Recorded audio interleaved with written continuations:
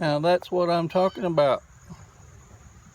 It's a Bruce Riddle type quality of work. Fit in the patch panel work. Here you go, guys. Perfect fit, ready for attack.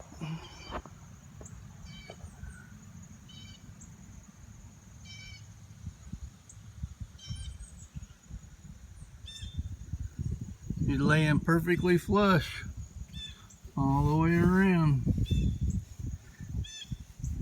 Can't feel a thing.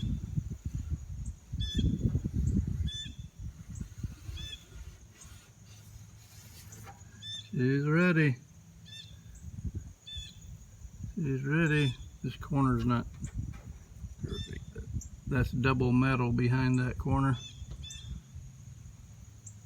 But yeah, not bad for a almost quadriplegic.